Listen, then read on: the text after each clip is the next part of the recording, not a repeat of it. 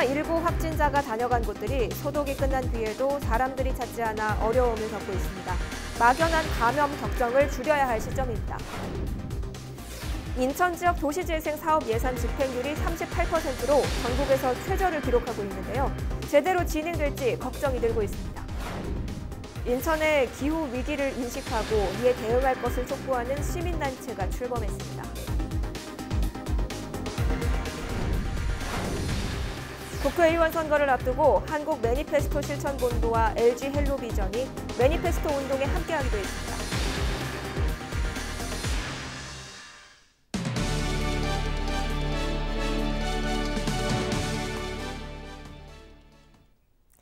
시청자 여러분 안녕하십니까? 헬로티비 뉴스 시작합니다. 오늘의 첫 소식입니다. 요즘 하루가 다르게 코로나19 누적 확진자와 사망자 수가 불어나고 있는데요. 이렇다 보니 매일 한두 번씩 국내외 통계를 확인하는 분들 많으실 겁니다. 코로나19 국내외 발생 현황을 김신혜 기자가 정리했습니다. 코로나19 누적 확진자 수가 12일 4만 5천여 명을 넘어섰고 사망자 수는 1,100여 명에 달합니다. 최근 열흘 동안의 추이를 보면 확진자는 매일 2, 3천 명씩 늘고 있고 사망자 수도 이달 초에는 하루 40여 명이던 것이 최근에는 100여 명으로 늘었습니다. 현재 중국의 중증 환자가 7천여 명이 넘는 상황을 고려하면 당분간 사망자 수는 더 늘어날 가능성이 높습니다. 국가별로 보면 첫 발병국인 중국이 누적 확진자 4만 4천여 명, 사망자 1,100여 명으로 가장 많고 홍콩과 싱가포르, 태국, 일본, 한국이 뒤를 잇고 있습니다. 여기서 일본 요코하마항 앞바다에 정박 중인 크루즈선도 하나의 항목으로 본다면 이 배 안의 확진자 수가 현재 174명으로 중국 다음으로 가장 많은 상황입니다. 우리나라 현황으로 넘어가 볼까요? 우리나라는 11일 28번째 확진자가 나왔고 아직 사망자는 없습니다. 또 의심 환자 5천여 명 중 4천여 명이 음성 판정을 받았고 완치된 환자도 5명입니다. 이 같은 긍정적인 신호는 전 세계 통계에서도 확인할 수 있습니다. 최근 열흘 동안의 완치자 수 추이를 보면 2월 초 하루에 100여 명이던 완치자 수가 매일 100명, 200명씩 늘어나서 지난 11일에는 하루 만에 완치자 수가 700여 명이 넘었습니다. 12일 현재 누적 완치자 수는 모두 4,700여 명에 달합니다. 안타깝게도 사망자나 중증 환자 수도 여전히 많긴 하지만 앞으로 눈에 띄는 긍정적인 변화도 계속해서 이어지길 기대해보겠습니다. 헬로티비 뉴스 김신혜입니다. 코로나19 확진자가 다녀간 곳이라고 하면 왠지 모르게 방문이 망설여지죠. 혹시나 하는 감염 걱정 때문인데요. 하지만 소독을 마친 뒤라면 이런 걱정을 하지 않아도 된다고 합니다. 김진재 기자입니다. 마트 앞에 늘어선 쇼핑카트들. 방문객이 한창 붐벼야 할 평일 낮 시간이지만 한산한 모습입니다. 이달 초 코로나19 확진자 동선으로 확인돼 임시 휴업에 들어갔던 마트와 영화관 등이 문을 열었지만 혹시나 하는 불안감에 시민들의 발길이 끊긴 겁니다. 특히 일부 시설의 경우 확진자 방문지로 알려진 뒤 여전히 휴업 상태를 유지하는 곳도 있습니다. 저는 너무 많아졌던 것 같은데. 아니 원래 이제 어제 점심 때쯤에는 오시는데 계속 휴무를 하시는 것 같았어요. 네, 상황은 확진자가 다녀간 곳의 주변 상권도 마찬가지입니다. 평일 점심이면 방문객들로 붐비던 이곳 전통시장 거리도 지금은 한산해진 모습입니다. 엄청나게 많이 줄었다고 보시면 됩니다. 평균 하루 유동인구 한 3만 명 정도 되는데 아마 반절 정도는 줄었다고 보시면 될 것 같습니다. 혹시 모를 감염 걱정에 시민들이 외출 자체를 꺼리고 있는 겁니다. 하지만 전문가는 확진자가 다녀갔다 하더라도 방역을 마친 뒤라면 안전하다고 이야기합니다. 물건이나 이런 데 묻어 있을 때 바이러스 같은 경우에는 생존 시간이 수시간 이내로 알려졌기 때문에 그에 대해서는 조금 안심하셔도 될 것 같습니다. 가장 중요한 것은 손위생입니다. 그래서 손을 항상 자주 씻으시고 적절한 방법으로 씻으시는 게 중요하고요. 시민들의 감염 우려에 지자체는 대중교통과 전통시장 등 주요 시설에 대한 소독을 강화하고 있는 상황. 코로나19 확산 방지에 총력을 다하던 지자체가 이제는 시민들의 막연한 불안감을 해소하기 위한 대책 마련에 나서고 있습니다. 헬로티비 뉴스 김진재입니다. 다음 달 개강을 앞둔 대학들이 중국 유학생 문제로 비상에 걸렸습니다. 학생들과 입국 시기를 타진하고 귀국 뒤에는 자가격리를 통해 혹시 있을 확진자 차단에 나서기로 했습니다. 김호 기자입니다. 중국인 유학생 240여 명이 재학 중인 포천 대진대학교. 외국인 학생들이 생활하는 기숙사에는 발열이나 기침 등 증상이 있으면 신고해달라는 외국어 안내문이 붙어 있습니다. 체온계도 설치돼 학생들의 상태를 수시로 확인 중입니다. 현재 이 기숙사에는 40여 명의 중국인 학생이 거주하고 있습니다. 이들은 모두 지난해부터 한국에 거주한 학생으로 아직까지 특별한 증상은 없는 것으로 알려졌습니다. 문제는 방학을 맞아 중국을 방문했다 돌아오는 학생들입니다. 대진대의 경우 오는 24일부터 26일까지 귀국 예정인 중국인 유학생은 235명, 우한에 거주하는 4명은 아예 입국에서 배제시켰습니다. 대학 측은 학생들이 들어오면 철저한 관리를 통해 바이러스 확산을 막을 방침입니다. 남녀 기숙사 2곳으로 나눠 1인 1실로 배정해 2주간 격리할 계획입니다. 학생들은 매일 체온을 측정하고 도시락으로 식사를 해결하는 등 외부와의 접촉을 철저히 차단할 방침입니다. 남자, 여자 각각 한 개 동씩 기숙사를 배정을 해서 1인 1실로 자가격리를 시키고 저희가 하루에 한 번씩 이상 발열 체크도 하고 학생들이 생활을 할 수 있게끔 도와주고 14일이 지난 이후에 3월 16일 날 저희들하고 같이 학생들하고 같이 공부할 수 있도록. 대진대는 또 해마다 추진했던 중국 소주대학과 하얼빈 사범대학 등과의 학생 교류를 올해는 전면 중단하기로 했습니다. 다만 졸업 등 특별한 이슈가 있는 학생들은 추후 논의를 거쳐 파견 여부를 결정하기로 했습니다. 현재 이렇게 위중한 상태니까 이번 학기에 중국 대학으로 파견하는 거라는 안 했으면 좋겠습니다라는 의견을 제시를 했어요. 그게 지금 간단치가 않은 게 저 입장에서는 안 보내고 싶은데 마지막에 좀 개별적으로 갈 수 없을 수밖에 없는 상황에 있는 학생들이 좀 있어요. 그러다 보니까 지금까지 결정을 못 내리고 내일 마지막으로 대책위원회에서 최종 결정 떨어지면은 학생들한테 그 내용대로 공지를 할 예정입니다. 방학 동안 개점 휴업이었던 대학가 상가들은 개강이 늦어지면서 사태가 장기화되지 않을까 불안해하고 있습니다. 더구나 수백 명의 중국 유학생들의 입국마저 불투명해지면서 걱정이 깊어지고 있습니다. 학생들이 솔직히 개강 연기된다 그러기 전에는 좀 맞섰는데 요새는 안 하고 아직도 개강이 연기됐으니까 좀 그게 돈이 아까우니까 저기 보러만 가고 개학은 안 하고 그러더라고요.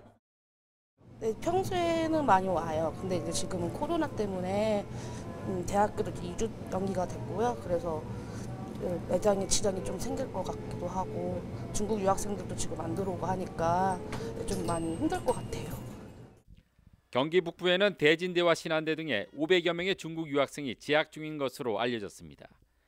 교육부는 코로나19로 수업을 받지 못하는 신입생은 휴학을 할 수 있도록 조치했습니다. 또 중국 유학생들에 대한 방역 조치를 강화하기 위해 필요한 장비 구매 등 재원을 대학에 지원할 예정입니다. 헬로티비 뉴스 김호입니다. 코로나19 바이러스 확산이 진행되면서 2015년 국내를 강타했던 중동 호흡기 증후군 메르스를 떠올리시는 분들 많으시죠? 이번 코로나19 바이러스와 메르스는 어떤 차이가 있을까요? 홍승현 기자가 정리했습니다. 12일 기준 국내 신종 코로나 바이러스 일명 코로나19 확진자는 모두 28명인데요. 지난 2015년 집단 감염 사태를 일으켰던 중동 호흡기 증후군 메르스와는 어떤 차이가 있는지 비교해 보겠습니다. 먼저 확진자 현황입니다. 국내 코로나 바이러스 확진 환자가 처음 나온 건 지난달 20일입니다. 벌써 22일이 지났는데요. 메르스는 같은 기간 국내에서 122명이 감염됐고 그중에 10명이 사망했습니다. 메르스 전체 수치로 비교해 보겠습니다. 유달리 국내 피해가 컸는데요. 당시 전 세계 확진자는 2,494명, 국내 감염자는 186명으로 발생 국가인 사우디아라비아에 이어 전 세계에서 두 번째로 많았습니다. 치사율 차이 확인해 보겠습니다. 전 세계 신종 코로나 바이러스의 치사율은 2.48%로 집계되는데요. 사망자의 99%는 중국에서 나왔습니다. 반면 메르스의 전체 치사율은 34.4%로 치사율에서 엄청난 차이를 보인 겁니다. 메르스와 신종 코로나 바이러스 차이, 전문가들은 어떻게 분석하고 있을까요? 사망률과 관련해서는 신종 코로나 바이러스가 이제 우한이나 이런 데서는 4% 내외, 우한 이외의 지역에서는 0.1% 정도로 이제 낮은 상태인데, 메르스 같은 경우에는 이제 2015년에 우리나라에서 한 20%, 그다음에 중동에서 한 40% 정도 나오기 때문에 사망률은 메르스가 훨씬 높습니다. 그러니까 신종 코로나 바이러스 감염에 대해서 고민해야 될 바는, 이게 이제 지역사회 내에서 아주 대규모의 발생이 되게 되면 어느 의료체계도 감당하기 어렵다는 건데요. 현재로서는 이제 그런 지역사회 감염을 예방을 해야 사망률도 이제 사망자도 발생하지 않게 하는 중요한 의미가 있습니다. 이번엔 전파력을 비교해 보겠습니다. 감염력을 수치로 나타낸 예비 재생산 지수라는 것이 있습니다. 세계보건기구가 감염자 한 명이 몇 명에게 바이러스를 옮기는지 전염력을 수치로 나타낸 건데요. 신종 코로나 바이러스는 이 수치가 1.4에서 2.5로 추정되고 있습니다. 반면 메르스는 0.9입니다. 일단 코로나 바이러스 안에 이제 이번에 새로 유행한 신종 코로나 바이러스가 들어가고요.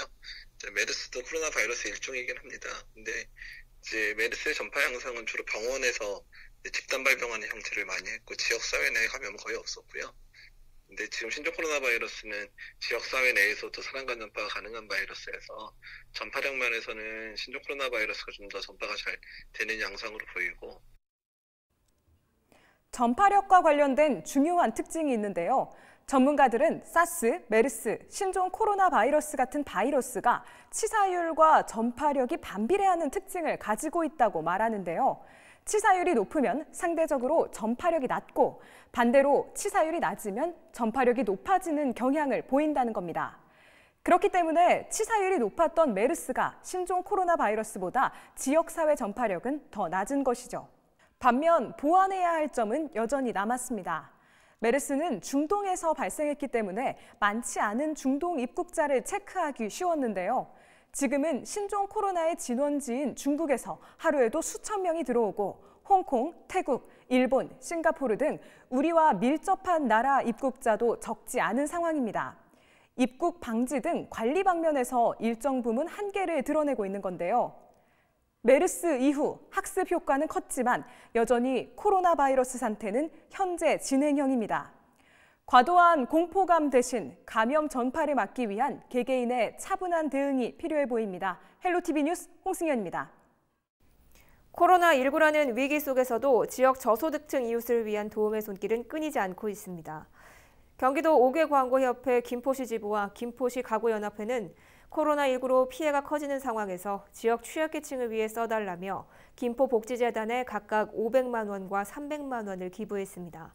이어 김포 파주 인삼농협도 어려운 이웃들의 면역력 증진에 도움이 되길 바란다며 김포복지재단에 홍삼 120박스를 기부했습니다.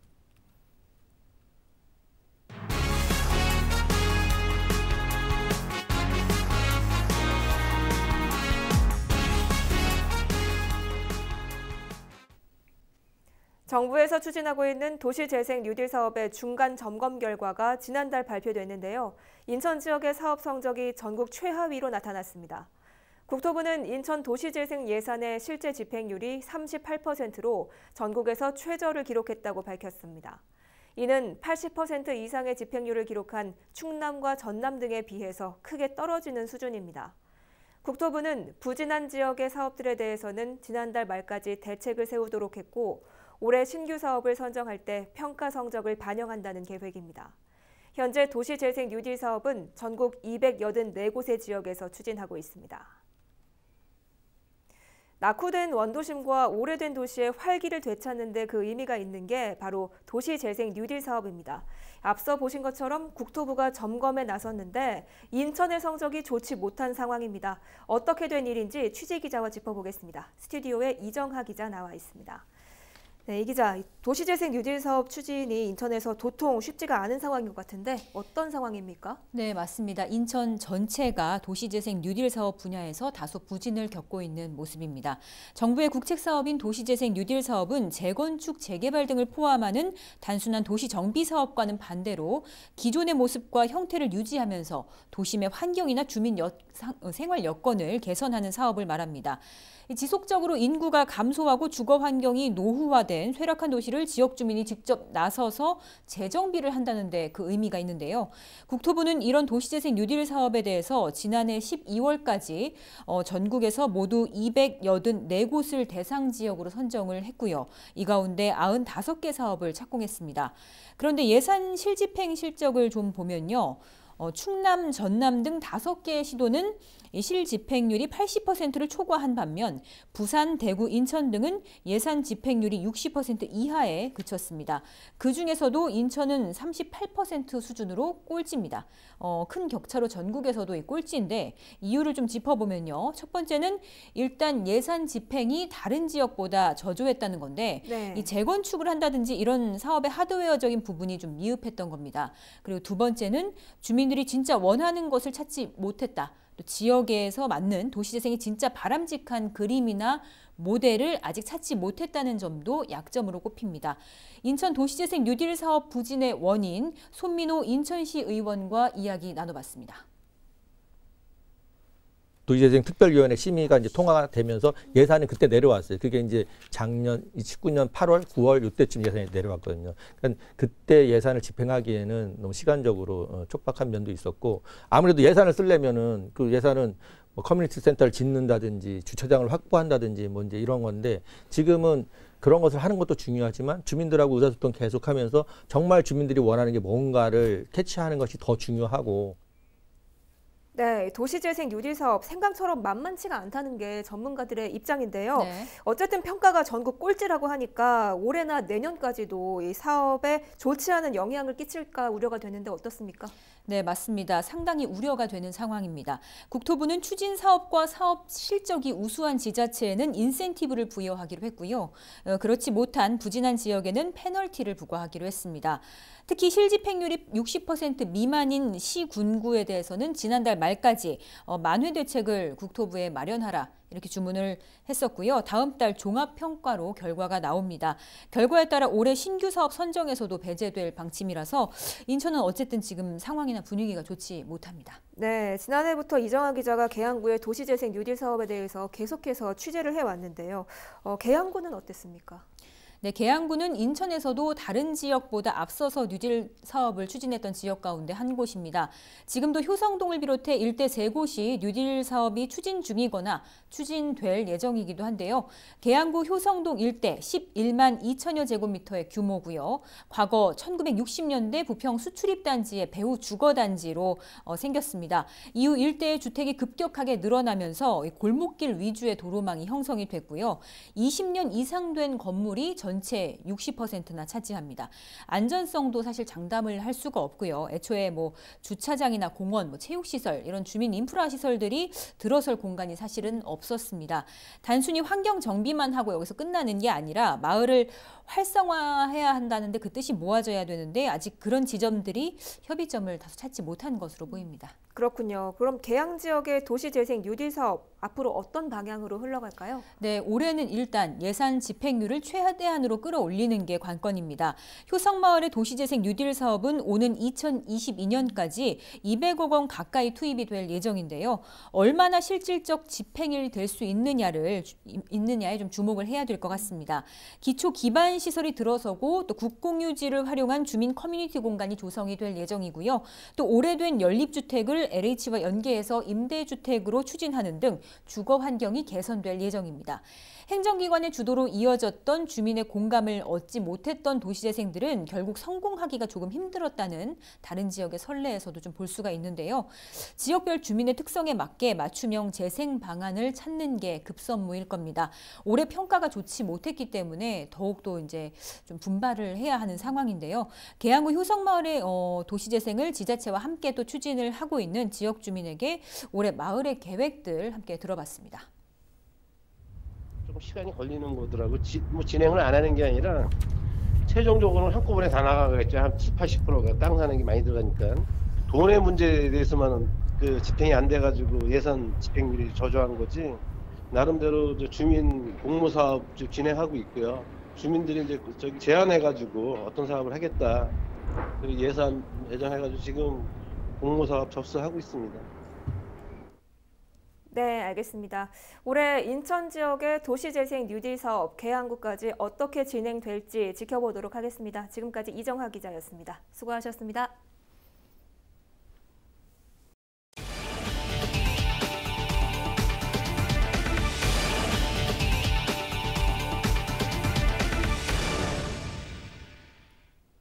지구온난화로 인한 폭염, 태풍, 폭설 등의 피해가 세계적으로 잇따르고 있는데요.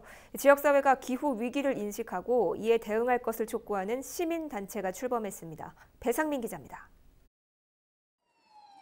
기후변화 위기를 알리는 사이렌이 울리자 사람들이 길바닥에 들어눕습니다. 시민들이 생태계 파괴를 애도하며 국화꽃을 바치는 퍼포먼스가 진행됩니다. 아이부터 어른, 학생과 노동자, 종교인, 시민단체 회원 등 남녀노소 다양한 사람들이 한자리에 모였습니다. 온실가스 배출 등으로 지구온난화를 넘어 인류의 생존을 위협하는 기후위기에 맞서 각계각층이 참여하는 TF팀이 꾸려졌습니다. 폭염으로만 수십만 명이 죽으며 점차 그 수가 늘기까지 하는 것뿐만이 아니라 미세먼지마저 가득합니다. 심지어 겨울에는 더 추워지기까지 합니다. 이게 지구 평균 기온 단 1도가 올랐을 때입니다. 기후위기 대응이 개인적인 문제만이 아니라 국가 정책, 우선 사회 기업들이 다 같이 함께 행동해야 할 때입니다. 이들은 인천시와 교육청, 시의회가 기후 비상사태를 선포하고 대응에 동참할 것을 촉구했습니다. 인천시와 인천시의회는 시민과 함께 탄소 제출 배로 계획과 기후 정의에 입각한 정책을 수립하고 그에 맞는 조직, 예산, 조례를 마련하라. 또한 시가 석탄 발전을 2025년부터 감축해 2035년까지 전면 폐쇄하는 로드맵을 작성하고 이를 정부에 요구해야 한다고 주장했습니다. 티브로드 뉴스 배상민입니다. 인천 지역 산업단지가 더 젊고 쾌적한 모습으로 탈바꿈합니다. 인천시가 올해를 인천 산업단지 대변신의 원년으로 정했다고 밝혔습니다. 인천 지역 제조업체의 경쟁력을 높이고 일자리 믹스매치 문제를 해결하는 방안으로 산단의 근무 환경 개선을 추진합니다. 원태규 기자가 보도합니다. 독서를 할 수 있는 쾌적한 공간이 조성됐습니다. 체력 단련장을 비롯한 다양한 문화시설이 설치됐습니다. 지난해 인천시의 아름다운 공장 어워드에 선정된 기업의 문화 공간입니다. 네, 저희 직원들이 지금 어떤 제조업 쪽에 일을 하고 있어서 좀 육체적으로 많이 힘든 부분들이 있기 때문에 저희가 레지던스를 지금 만들어서 언제든지 쉴 수 있는 공간을. 인천의 회색 공장 지대가 새로운 모습으로 변신하고 있습니다. 인천시는 지난 50년간 지역 경제의 동력 역할을 한 산업단지의 올해 대대적인 혁신을 추진한다고 선포했습니다. 시는 남동 산단을 2023년까지 쾌적하고 스마트한 미래형 산단으로 탈바꿈시킬 계획입니다. 스마트 물류센터와 근로자 복지센터, 소재, 부품, 장비 산업 실증화 지원센터 등의 앵커 시설이 들어섭니다. 또 청년 문화물 조성 사업 등을 통해 청년들이 일하고 싶은 쾌적한 환경을 만든다는 계획입니다. 주안산단은 젊고 활기찬 청년 친화형 특화거리로 변신합니다. 시는 2022년까지 걱정 없는 거리, 위험 없는 거리 등 4가지 주제로 디자인된 활력 있고 아름다운 거리를 조성할 계획입니다. 산업부의 활력 있고 아름다운 거리 사업인데요. 그것도 작년에 선정이 됐고요. 스마트산도 선정이 됐고요. 그 외에 이제 국토부로 산업단지 재생기획도 진행하고 있어요. 그런 게 이제 한 개 사업이 시너지를 내면서 이제 경쟁력이 떨어지는 산업단지에 이제 좀 부가가치를 높이자. 인천시가 이 같은 변신을 추진하는 건 젊고 유능한 인재를 산단으로 유인하기 위해선 청년들의 눈높이에 맞는 근무 환경을 조성할 필요가 있다고 진단했기 때문입니다. 더 쾌적하고 스마트한 모습으로 탈바꿈하는 인천 지역 산업단지에 관심이 모아지고 있습니다. NIB 뉴스 원태규입니다. 국회의원 선거를 앞두고 한국 매니페스토 실천본부와 LG 헬로비전이 매니페스토 운동에 함께합니다. 한국 매니페스토 실천본부와 LG 헬로비전은 12일 LG 헬로비전 상암 본사에서 업무 협약식을 열고 지역 유권자에게 정확하고 깊이 있는 선거 정보를 제공하기 위해 협력하기로 했습니다. 한국 매니페스토 실천본부는 LG 헬로비전의 지역선거 콘텐츠 제작에 필요한 선거 관련 자료를 제공하고 LG 헬로비전은 지역방송의 온오프라인 채널을 통해 한국 매니페스토 실천본부가 진행하는 사업과 콘텐츠를 홍보합니다. 양측은 지역사회의 선거 참여와 투표율 제고를 위한 캠페인 활동에도 서로 협력할 예정입니다. 우리는 이번 총선에서 입법부를 고용하게 되는 선거입니다. 선거 공약이라고 하는 건 고용계약서인데요. 고용계약서도 보지 않고 백지수표를 줄 수는 없습니다. 선거 공약을 굉장히 꼼꼼히 따져서 우리가 고용할 것인지 어떤 고용을 할 것인지를 좀 검증해보는 깐깐한 유권자가 되는 운동을 할 예정입니다. 우리 한국 사회 전체를 위한 그런 국회의원을 뽑을 수 있도록 될 수 있으면 많은 그런 후보들에 대한 올바른 정보와 정책 정보들을 그렇게 같이 나누고 제공할 수 있는, 그래서 좀 더 지역민들을 위해서 이번 선거 기간 동안 좋은 정보를 제공하는 지역 채널이 될 수 있는 그런 계기라고 저는 생각합니다. 11일 오후 1시쯤 인천 부평구 부계동의 1층짜리 단독주택에서 화재가 발생했습니다. 이 불로 이 집에 살던 79살 A씨가 숨진 채 발견됐고 주택 내부의 집기류 등 일부가 불에 타 소방서 추산 300여만 원의 재산 피해가 났습니다. 경찰 조사 결과 불은 주택 안방과 작은 방에서 났고 침대 위에서 라이터가 발견됐습니다. 경찰과 소방당국은 치매를 앓던 A씨가 실수로 침대에 불을 질렀다가 빠져나오지 못한 것으로 보고 있습니다. 지난 1월 3일 인천 송도의 한 신축 공사장에서 타워 크레인이 쓰러져 근로자 2명이 사망했던 사고가 매뉴얼을 안 지켜 발생했던 것으로 드러났습니다. 인천지방경찰청은 12일 업무상 과실치사 혐의로 해당 공사 관계자 3명의 구속영장을 신청했다고 밝혔습니다. 경찰 조사에서 이들은 타워 크레인 해체 작업 중 부품 해체 순서 등이 적힌 매뉴얼을 따르지 않은 혐의를 받고 있습니다. 경찰은 해당 크레인이 사고 발생 2개월 전 안전검사를 통과했고 경찰 수사 과정에서도 자체 결함을 발견하지 못했다고 덧붙였습니다. 김포시가 골드라인 9개의 역 이름 앞에 붙일 영명부기 사용기관을 찾습니다.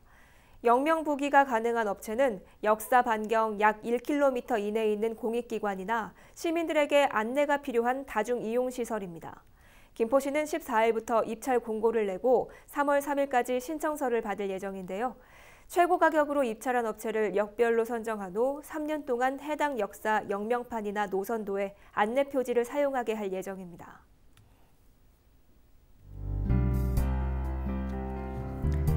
이번 비는 목요일 아침까지 이어지겠습니다. 한편 여전히 미세먼지 상황이 나아지지 않고 있는데요. 화요일 유입된 미세먼지가 남아있는 데다가 대기 정체까지 이어지면서 중부지방의 공기질이 좋지 못하겠고요. 수도권 지역은 내일까지도 공기가 탁할 것으로 예상됩니다. 호흡기 약하신 분들 주의해 주시기 바랍니다. 주간 날씨 볼까요? 이번 주는 비 소식이 잦습니다. 금요일 오후까지 제주와 남부지방에 비가 내리겠고요. 밤부터는 강원 영동 지역으로도 비구름의 영향을 받겠고 주말과 휴일에는 전국에 비가 내릴 전망입니다. 비구름이 모두 지나고 나면 다음 주에는 다시 영하권의 추위가 찾아오겠습니다. 전국 날씨 보시죠. 목요일까지 경남 해안과 제주 산지에 최대 60mm의 비가 더 내리겠고요. 그 밖의 지역은 적게는 5mm, 많게는 30mm 정도가 되겠습니다. 우리 지역 바다 날씨 보시죠. 서해상 구름 많겠고요. 파고는 0.5m까지 일겠습니다. 수요일과 목요일 전국에 비가 내리지만 미세먼지 농도는 계속해서 나쁨 수준 보이겠습니다. 그 전까지는 미세먼지 마스크 잊지 말고 착용하셔서 호흡기 건강 챙기시기 바랍니다.